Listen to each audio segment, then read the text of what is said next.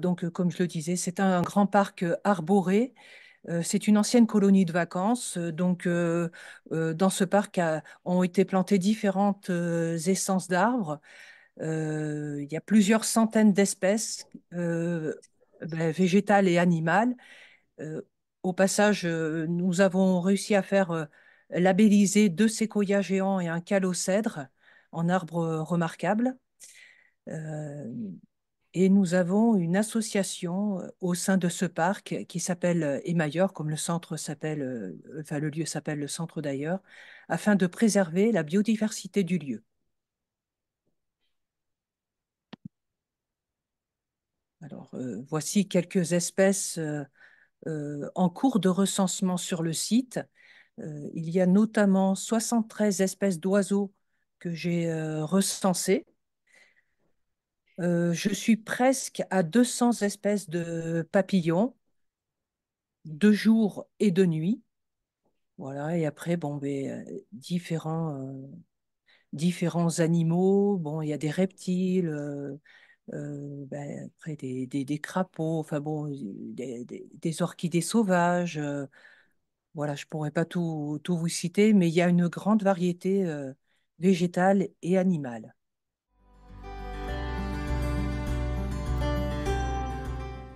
Maurice Rouvière, j'habite dans les Cévennes depuis peu, puisque avant j'étais en Basse-Ardèche, où j'ai des terrains qui sont tous classés maintenant en oasis nature. Et donc, quand je suis venu en 2014, fin 2014 à Lédignan, dans le Gard, dans les Cévennes, j'ai acheté cette maison où malheureusement c'était un terrain nu, il n'y avait rien. Les anciens propriétaires, c'était que des pesticides, on voyait pas un brin d'herbe. Bon, bref, je n'explique pas le topo. J'ai tout remis en ordre, j'ai replanté des haies, j'ai replanté des lierres pour grimper sur mes murs, des glycines, et j'ai planté beaucoup d'arbres mellifères parce que je travaille, comme vous le savez, tous sur les butineurs. Et je suis conférencier aussi pour les butineurs.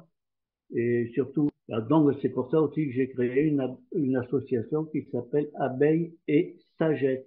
J'aime bien le mot sagesse. Voilà. Donc depuis que j'ai remis ces, j'ai de nouveau des tourterelles qui nichent, même dans ma cheminée, qui nichent. J'ai des troglodytes mignons.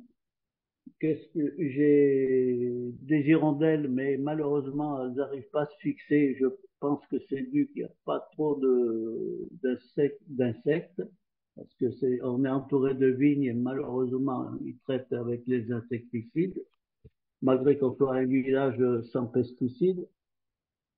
J'ai remis des points d'eau pour les oiseaux qui puissent se laver, boire.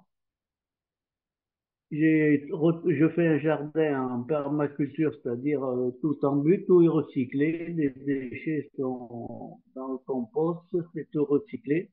Donc les papillons sont revenus, les coccinelles sont de nouveau là, je les ai vus ce matin, qui mangeaient des pucerons sur les haricots.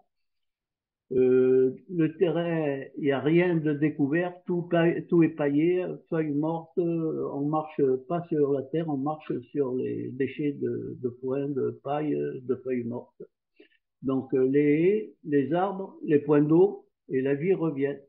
Donc il y a 1500 mètres carrés qui est classé maintenant en oasis nature.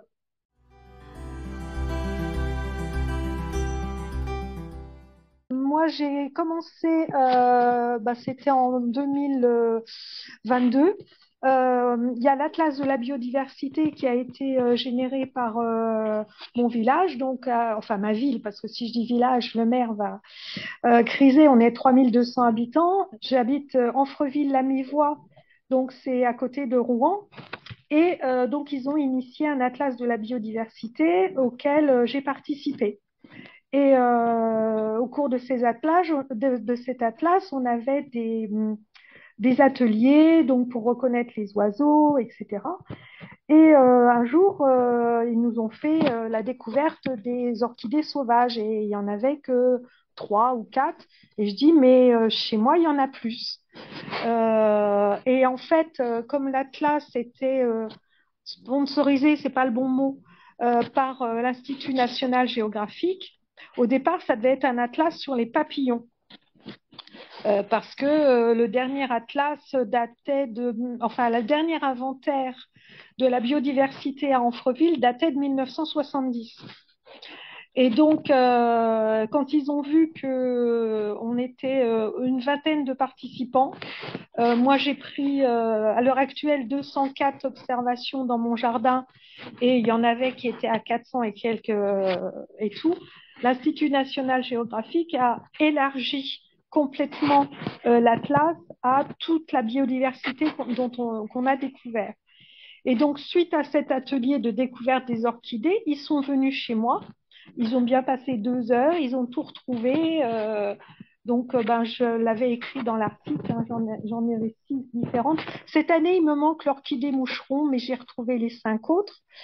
Et donc voilà, l'Atlas s'est terminé ben, en septembre 2023. Moi, j'ai eu le résumé qui fait une vingtaine de pages, mais il y a eu un rapport de plus de 200 pages qui a été fait. Et je ne l'ai pas là, mais ils ont découvert ben, énormément, entre autres, de variétés d'araignées qu'ils ne s'attendaient pas du tout à voir. On a aussi des papillons némusiens qui sont en voie de disparition sur la région normande et qui sont typiques de notre coteau. Donc les orchidées. On a aussi quelques reptiles, c'est-à-dire qu'on a des crapauds communs alors qu'il n'y a pas d'eau, mis à part la Seine, mais qui est quand même à 100 ou 200 mètres. Et puis on a des libellules, enfin voilà, ils ont découvert une biodiversité qu'ils n'attendaient pas. Donc mon jardin n'est pas tondu. Le souci, c'est les voisins parce que ben, ce n'est pas dans les normes. Donc j'ai pris le panneau d'humanité et biodiversité en disant, voilà, ici on protège la biodiversité. Et donc maintenant, il ne faut pas que je parte en vacances parce que dès que je pars en vacances, les voisins tondent.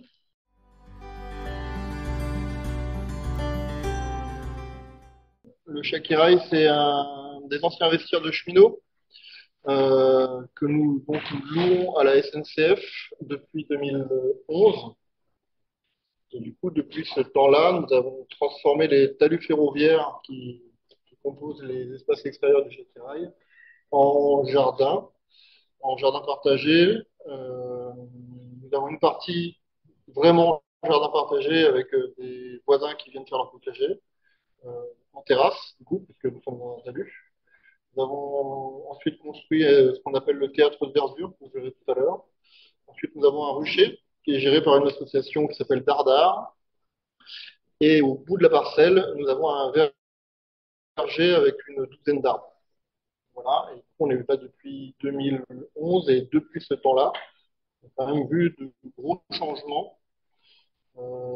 Simplement, bon, sur la partie jardin partagé, il y a eu quand même beaucoup de boulot, parce qu'il y a eu du terrassement et de l'apport de terre.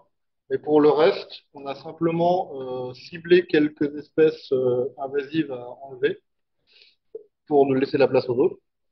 Et rien qu'en faisant ça, on a vu la population d'insectes et d'oiseaux vraiment augmenter.